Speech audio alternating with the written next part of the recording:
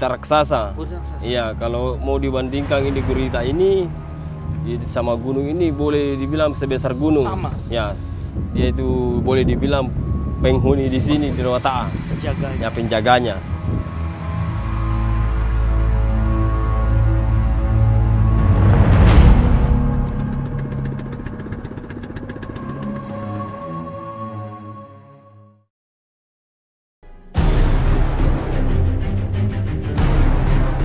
Sesosok monster laut dalam diyakini menjadi penghuni sekaligus penguasa dari kawasan Selat Makassar. Inilah Kawao. Berbentuk gurita raksasa dengan tentakel luar biasa besar, makhluk misterius ini diyakini mampu menyeret kapal sampai ke dasar laut dan menjadi salah satu faktor banyaknya kecelakaan di perairan Sulawesi. Kemunculannya ditandai dengan pusaran air yang tak biasa sampai perahu atau kapal yang tak bisa dikendalikan. Yang menjadi pertanyaan besar, apakah memang makhluk ini nyata adanya? Atau hanya sekedar mitos agar nelayan tetap waspada? Selengkapnya dalam Secret Story, mengungkap rahasia di balik cerita. Kata orang tuh itu kalau lihat lubang begitu ada lubang gurita itu yang besar toh.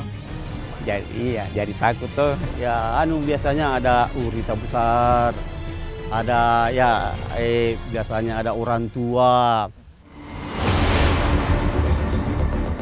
Dalam mitologi orang Mandar, Kawao diyakini sebagai sosok hantu penghuni perairan Majene yang kerap menjelma sebagai seekor gurita berukuran super besar dan bertentakel 3.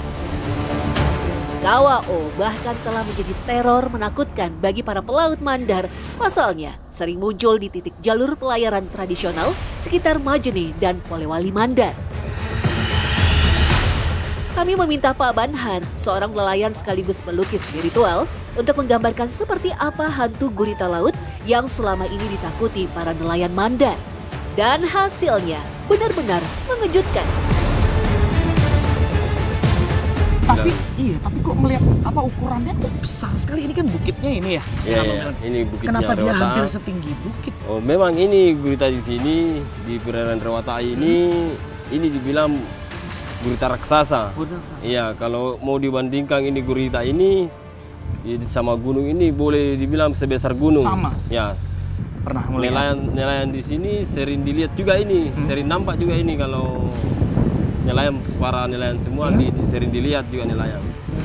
Ini gurita ini. Gurita ini ya? Iya, dibilang kalau orang di sini menyebut Kawao. Kawao. Nah, Ya. posisinya di sebelah mana sih, Bang? Oh, posisinya ini di perairan Rawataa di sini. Berarti yang dari sana sampai ke Ya, di sini saja dia berputar sekitar di sini. sini ya. Dia itu boleh dibilang penghuni di sini di Rawataa. Penjaganya. Ya, penjaganya. Rasa penasaran pun membawa kami ke kampung nelayan Pamboang, tepat di sebelah bukit Rawataa. Sayangnya, ketika kami ingin meneruskan perjalanan ke atas bukit, sesepuh adat melarang kami dengan alasan pamali. Pas saya masuk di kelas 1 SD, orang tua pergi memancing. Memancing di situ. Pakai pukat untuk ikan tombang. Pas pulang tengah hari, lewat di sini lewat. Pakai sampah-sampah besar. Buku tidak pakai layar, tidak dayung. Pakai mesin enggak ya? Enggak ada. Dayung aja. Ya. Setelah lewat di sini, Pak, dia melihat itu di batu itu. Batu besar ini. Apa yang terjadi? Dia mau lihat orang tua saya bendera berkibar di atas batu. Bendera seperti apa? Warna apa? Warna kuning. Nah, warna kuning dan juga di bawahnya ada seorang orang tua. Laki-laki? Laki-laki, iya kakek-kakek. Pakai songkok bone istilahnya di sini bone. Itu ya, Nah, bone itu. songkok adat Mandar. Nah, pakai songkok dan pakai jenggot sampai di sininya. Perut ya. Warna putih juga jenggotnya orang tua. Dan duduk di atas gunung. Di bukit itu. Di batu itu di situ. Iya.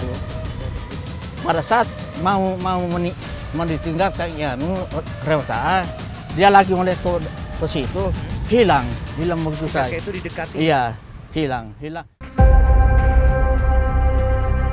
Asalnya sosok hantu gurita laut diyakini punya kaitan yang erat dengan bukit Rawataa.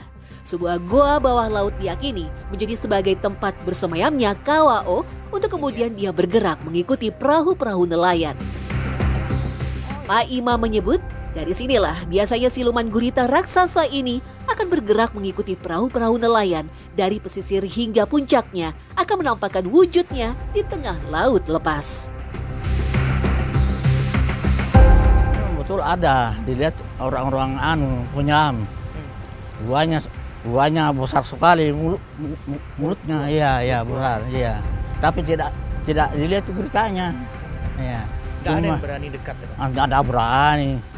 Kita takut, jangankan mau dekat, sedang berjauh kita lari. Oh, harus segera lari. Iya. Karena kenapa, Pak? Karena takut diambil. Dihisap masuk. Dikasih masuk. Meski tak bisa menapak Bukit Rewataa, kami tak kehilangan akal. Penelusuran kami lanjutkan dengan menaiki perahu kecil yang biasa disebut Katinting dan mencoba mendekat ke arah Bukit Rewataa. Tak sampai 1 jam dari bibir pantai Pambuang, kami sudah bisa mendekati bukit yang tampak hijau menjulang tersebut.